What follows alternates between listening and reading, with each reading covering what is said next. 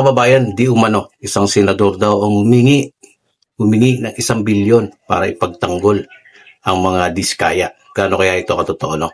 Mabilising update tayo mga kababayan dito sa flood control. Ayan, ito sabi sa post ni Ramon Tulpo. Kaya ayusin ko lang para mabasa ninyo. Ayan. Ang sabi, mga kababayan, sino daw itong mambabatas na humingi ng 1 bilyong piso. Yan, 1 billion pesos sa mga diskaya para ipagtanggol sila sa Blue Ribbon Committee. Ang balita ay nakarating sa akin. Nagkasundo ang mambabatas at ang mag-asawang Corley at Sara Diskaya sa halagang 120 million. Grabe. Laking pera nito mga kababayan. Gano'n kaya ito katotoo? Wala na po si Senator Marcoleta, no?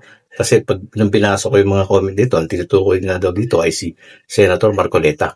Ang chairman na po ng Blue Ribbon Committee ngayon ay si Senator Lacson na So, ang pinatutungkol sa balitang ito ay maaaring si Senator Marcoleta nga. Ayan, yung mga comment. Marcoleta, very clear, sa Blue Ribbon Committee, nag-umpisa pa lang ang investigasyon. I-request na niya na maipasok sa Witness Protection Program ng butit na napalitan siya at ang Senate leadership. Ayan, sabi ng mga nagko-comment, paano yan? He lost the chairmanship ng BRC.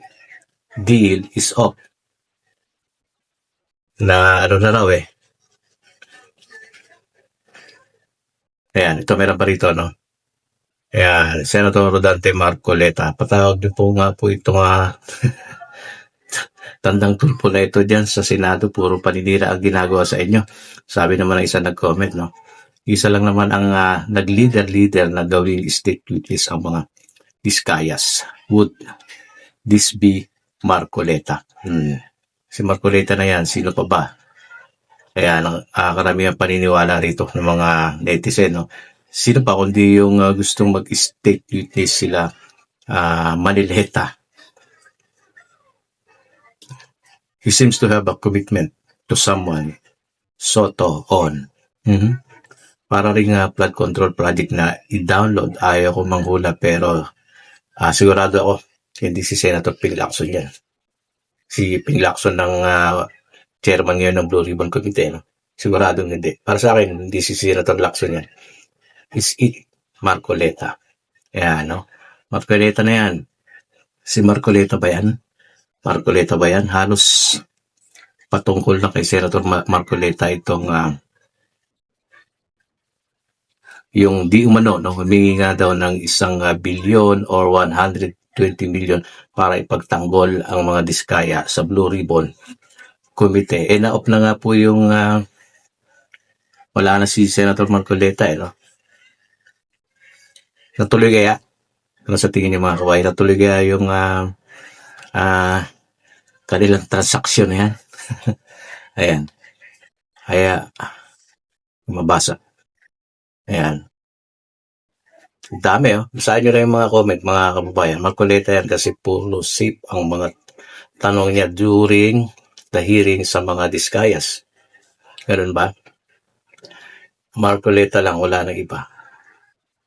Grabe mga comment dito. Si Boy Lukot ba yan? Ano pa si Marcoleta? So, maaaring ito ba yung dahilan? Kaya napalitan sa Senator Marcoleta. Meron din ako isang napanood na balita. Hindi naman ito yung dahilan na sinasabi. Kaya siya ay napalitan. Ano? Pero magkagano pa man mga kababayan ay magulo. No? Sana maayos na ito. At subaybayan natin, tutukan natin itong maanumalyang flood control course project na ito. Kawawa ang ating sambayanan kapag laging or hindi mapipigilan ng ganitong katinding corruption. So, subscribe kayo sa aking channel. No? Pa-share na ating video tapos mag-iwan po kayo dito ng komento. Sa ganun ay malaman ko rin ang inyong mga opinion dito. Biruin yung 1 bilyon. Ang laki, no? 1 bilyon para ipagtanggol ang mga diskaya sa Blue Ribbon Committee. Ngayon, hindi na yung mangyayari. Dahil ang nakaupo na nga ngayon ang chairman ng Blue Ribbon Committee, si Senator Lacson. At pag-umpisa yung pagdinig muli, no, sa September, 18 at ipapatawag yung bagwoman na nakita sa CCTV na nagpunta nga doon sa Senado para sabi mag-abot ng pera o ng lagay. So, kung kanina man inabot yun, sabi sa senador mga senador dalawang senador ang pinunto dyan diba? At nakaraan lang na kanila na ito itinanggi.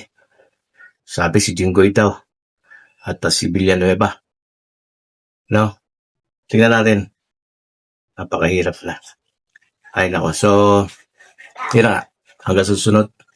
God bless mga kababayan.